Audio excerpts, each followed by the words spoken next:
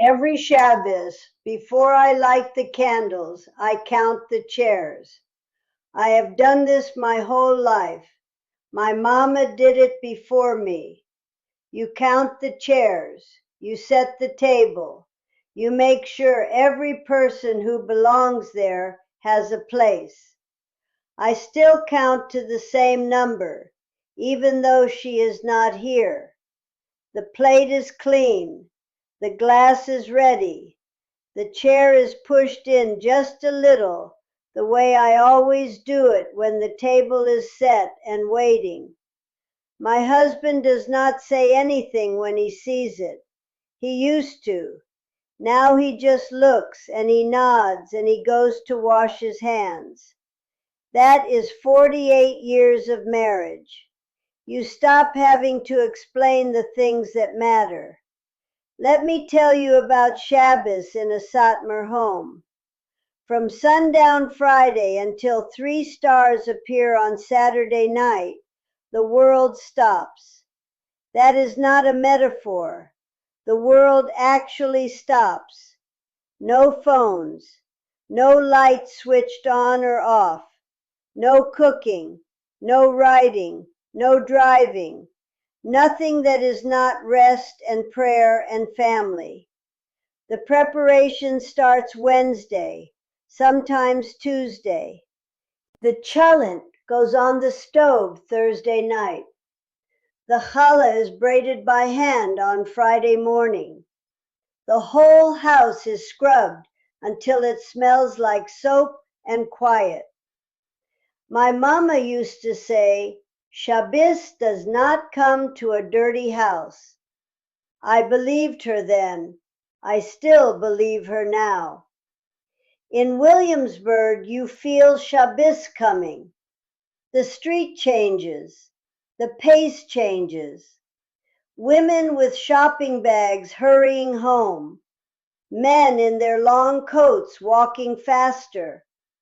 The smell of chicken soup coming out of every window on the block. By 4 in the afternoon, everything is different, quieter, more serious, like the air itself knows something is about to happen. And then the candles. You stand at the table and you cover your eyes with your hands and you bring the light in. You say the bracha and Shabbos begins. I have lit those candles for 47 years as a married woman, more than 2,000 times. It never gets ordinary. It is not supposed to get ordinary. The table is the center of all of it. It is not just a meal. It is a court. Every person has a seat. Every seat has a name. My tatty at the head, my mama at the other end, all of us children filling in the middle. We were 7 children. I was the 5th. 7 children and 2 parents, and every chair filled every single Shabbos of my entire childhood. That is what a Shabbos table is. It is a body count, a roll call. Every week, without words, you see who is there. And now I am the mama at the other end of the table. 48 years, 11 children, 32 grandchildren now, and 1 empty chair. When I was a little girl, maybe 8 years old, I had a friend named Rizel. Rizel lived 3 houses down on the same block. We walked to school together every morning. On cold days, she would grab my hand and we would walk fast and not talk because the wind off the East River was something terrible in January. We shared a sitter in class once when hers got torn at the binding. The teacher let us. She was a kind teacher. Rizel had a brother named Shmuel. He was 2 years older. He was what the adults called difficult. That was the word, difficult. He asked questions the Rebbe did not want to answer. He did not like to sit still in shul. He laughed at things you were not supposed to laugh at in the middle of davening. One Shabbos, he was not at the table. I remember Rizel telling me on Sunday morning. She said it quietly, walking to school, not looking at me. She said, Shmuel is not eating with us anymore. I was 8 years old. I did not fully understand what that meant, but I understood the way she said it. I understood that something had broken, something that a sorry could not fix. I went home that afternoon and I looked at our table, all 7 of us there, my toddy making kiddush, my mama cutting the challah, my brothers arguing about something at the far end, my sisters kicking each other and pretending they were not, the noise, the crowding, the smell of cholent and candle wax and wet wool from my brother's coat that he had not hung up properly. I remember thinking, this is everything, this right here. I did not have words for it then. I do now. Shabbos is how a family knows it is still a family. When someone is missing from the whole table feels the shape of the whole. I was 8 years old and I already knew that, without anyone teaching it to me. I married at 20. His name is Yitzchak. The shidduch was made in the spring. We were married by summer. Under the kuppah with 400 people and my mama crying from the beginning and my toddy looking at the floor the entire ceremony because he was trying not to cry. The first Shabbos in our own home, it was just the 2 of us. I set the table and I looked at it and I thought, this is too small. 2 chairs is not a table. 2 chairs is just 2 people sitting together. Within a year, there were 3 chairs, then 4, then 6, then more. You do not plan it the way people plan things now. You welcome what Hashem gives you. You make room, you add chairs, you make the cholent bigger. That is halacha. That is also just what you do when you have watched your mother do it and her mother before her. The table grew slowly and then all at once. There came a Shabbos when all 11 of my children were at the table at the same time. They were grown then, most of them, some already married, some bringing their own children. I do not remember the exact date. I should have written it down, but I remember the feeling. Yitzchak made kiddush. His voice was a little hoarse from the week. The wine cup went around. Every face I knew better than my own face. I thought about Rizel and her brother Shmuel. I thought, look what we have. Look how full this is. A Shabbos table in a Satmar home is not only about food. It is not only about prayer. It is about continuity. It is about saying, we were here last week and the week before, going all the way back further than any of us can see. And we will be here next week too. When you set the table, you are making a promise. That promise is why the empty chair is so hard to look at, and also why I cannot stop setting it. My daughter Zero left 5 years ago. I am going to say her name because she is still my daughter. She will always be my daughter. Saying her name is not a betrayal. Erasing her would be. She was my 7th child, born on a Tuesday in February. She had dark eyes like her Taddy and a mouth that never stopped asking questions from the time she was 2 years old. Why do we do this? Why can we not do that? What if there is another way? I answered her. I always tried. Some questions I answered from halacha. Some I answered from love. Some I answered by saying, this is our way, and that is enough.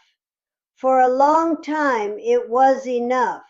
She married at 22, a good man, a serious man. She had 3 children in 4 years. And then something changed. I did not see it all at once.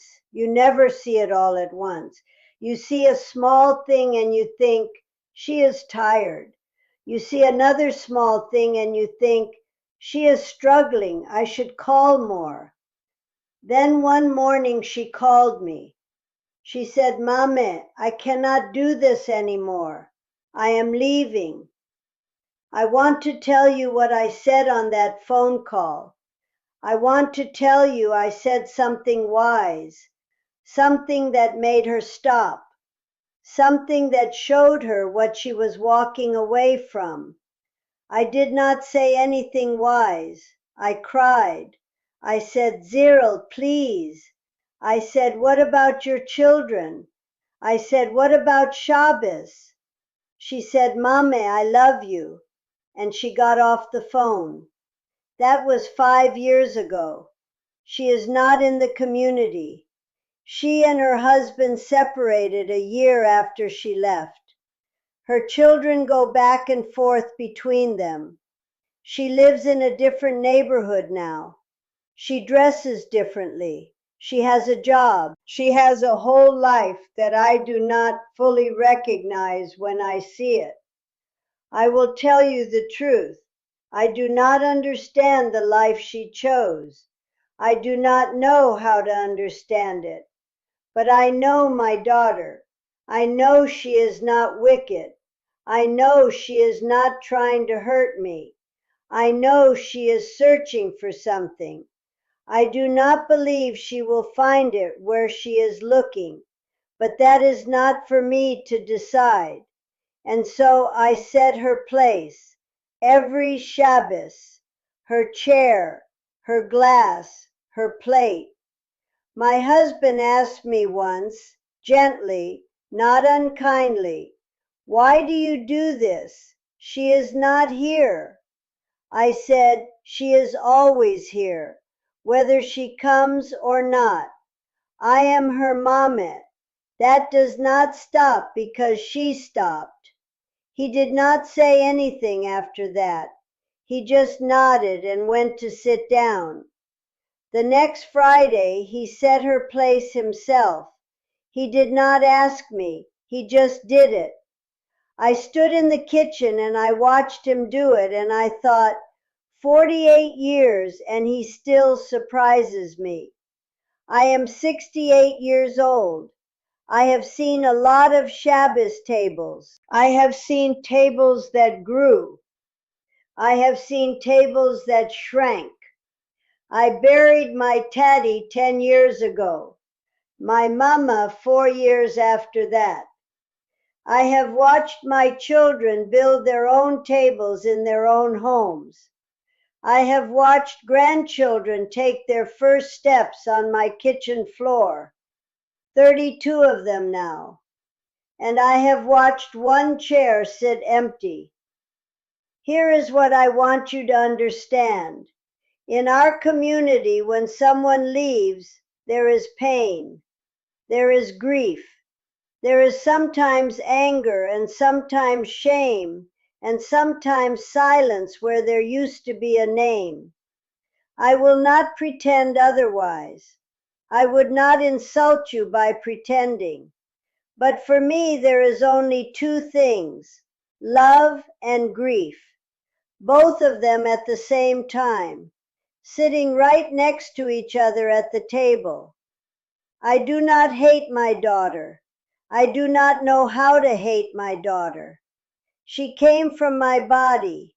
She called me Mama before she could say any other word. The Shabbos table is a promise. I said that already. What I did not say is this: the promise is not only made to the people who are sitting there, it is also made to the people who are not. When I set Cyril's place, I am saying, you are still part of this. The door is still open.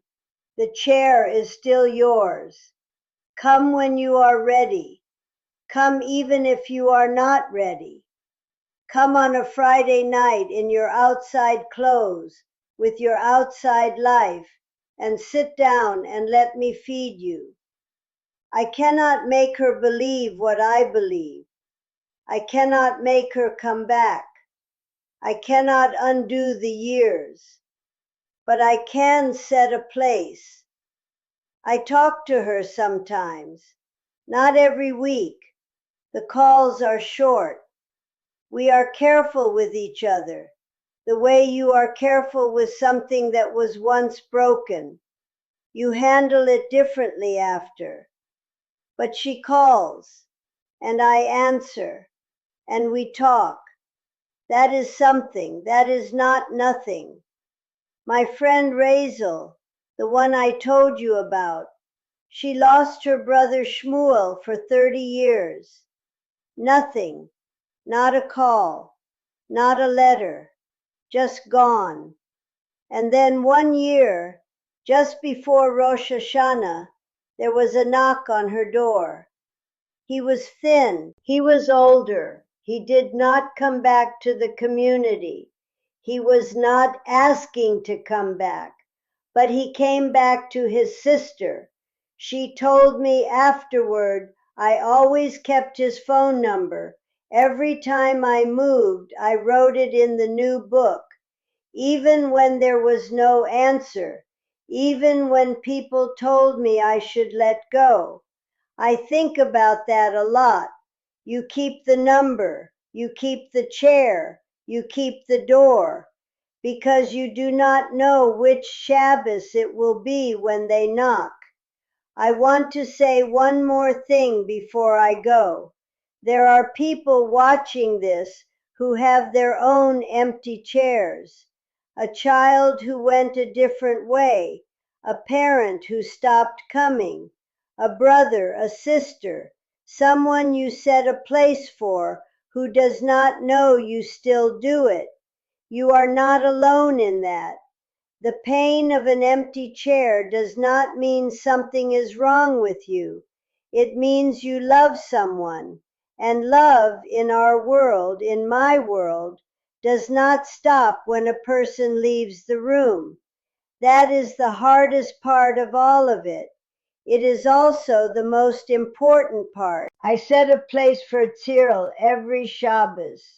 I will set it next week and the week after, until she comes home, or until I cannot set it anymore. Whichever comes first, I will be at that table. If you have questions, if you want to understand this world better, leave me a comment below.